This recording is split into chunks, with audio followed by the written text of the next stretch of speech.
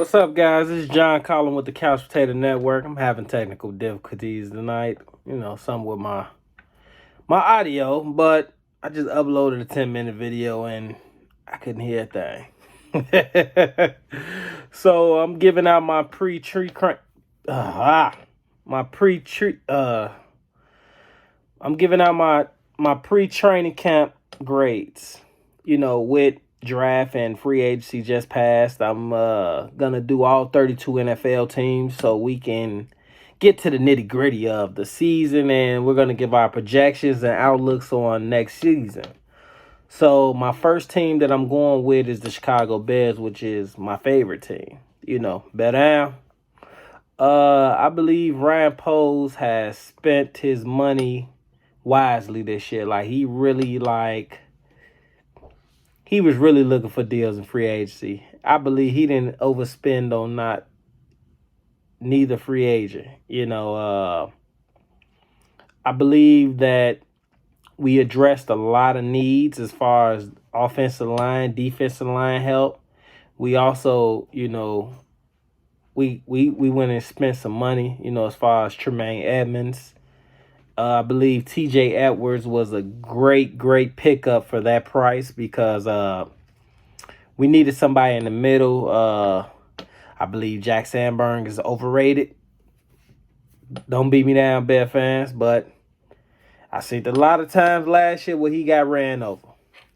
The first thing we're going to address is the free agent market. That was the first thing of this offseason.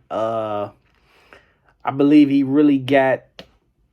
was on if you go shopping at the grocery store and you got to pick up an item, and even though you may not need the item right then and there, but it's a good ass deal, so you're just gonna go grab it anyway for that price, especially when they got it on sale. I believe he did that with DJ Walker. He also did that. TJ Edwards was an excellent pickup. That was one of them. The stakes on sale, baby. We got to get them. One of those type of deals. I'm glad he didn't overplay for Mike McGlinchey because I believe Darnell Walker right now is a better player than Mike McGlinchey. And we needed another offensive lineman in the room that was tough and can move and punch somebody in the mouth like how Olin Cruz used to be back in the day. We needed a tough guy on that line.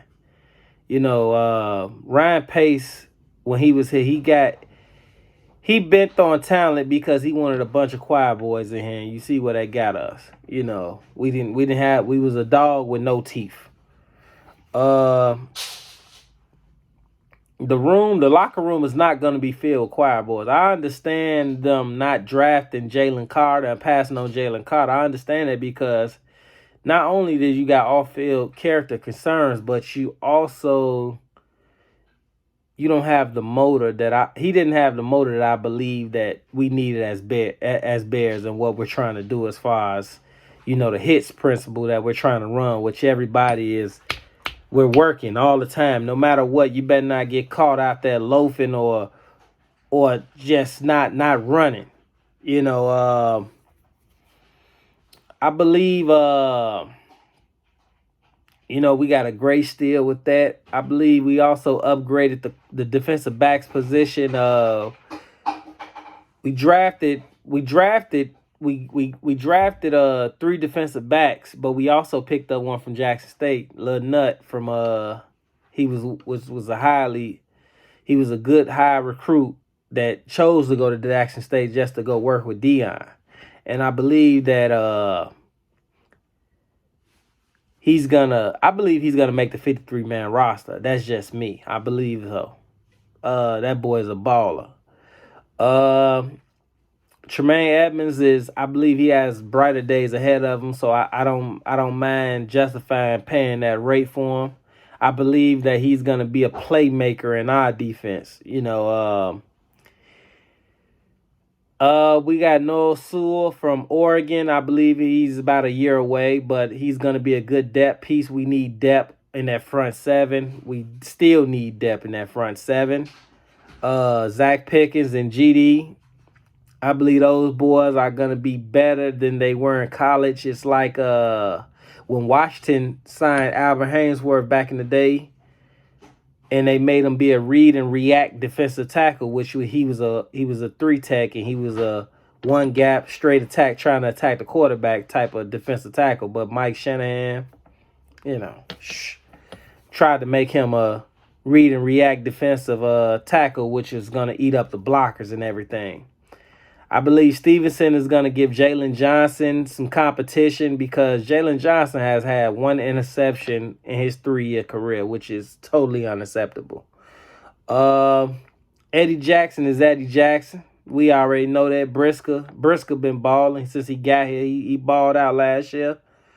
Uh, I believe we're still a few edge rushers away. I've been hearing through the tea leaves that Yannick Ngakoue is, we might be in a running for him. I don't understand why nobody ever gives him a multi-year deal because he's been nothing but a producer. 8 to 10 sacks, I'll pay that all day long. I guess I wouldn't super overpay for it, but I get it on a great deal if if he's workable. I definitely get him on a 1-year deal. I overpay him for whatever he want for a 1-year deal, but not for a multi-year. I believe we upgraded the offensive line. We got draft flexibility, so we're gonna be good. That Lovey, wherever you at in the world, anywhere in Chicago, man, you come back home, man, we got you, man, because you did us one solid, and they fucked you over in Tampa. They definitely fucked you in Houston.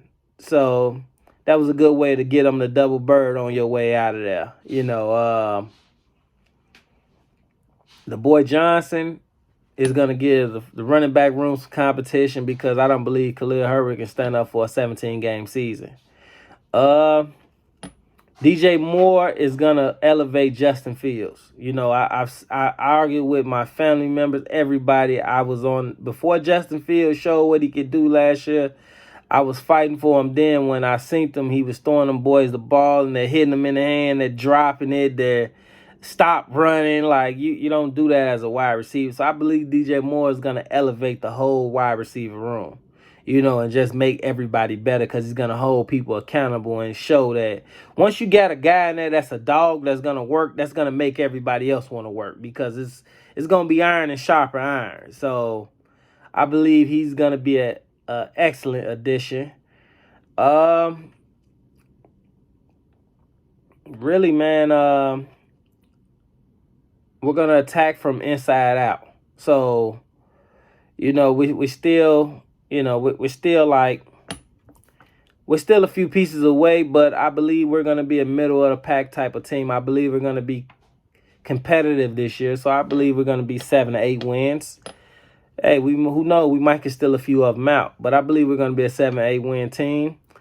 And I'm going to give Ryan Poles, I'm going to give him a solid B plus. I'm gonna give him a B though. I'm gonna give him a B because, I believe we could have addressed the edge position, but we got good value for Johnson and the guy Tyler from Cincinnati, the wide receiver from Cincinnati. So he's gonna bring competition to the room too. So I believe we need that. We definitely need that, and they had a 2nd-round grade on that guy. So I believe in space he's going to work. That's going to make Velus Jones work.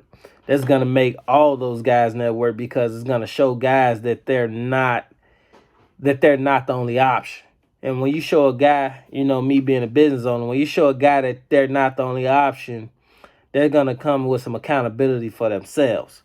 So I'm going to give Ryan Poles on this offseason a good B. He may can get a B plus if we can get Yannick Ngakoue in the building. That way we'll have a solid 8 to 10 sack guy for the season, at least on one side, so we can, we can bring this along a little bit faster. So I believe we're gonna ball out this year. Andrew Billings is a dog in the middle too, but I believe he's not gonna start the whole season. They're gonna get on boys.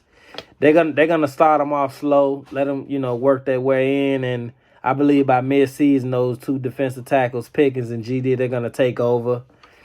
And we're gonna start to see our defense trying to shape up because we were a dog with no teeth out there last year, and a lot of those games we were in, it's just we didn't bring the bite. So this is John Collin with the Couch Potato Network, man. Bear down.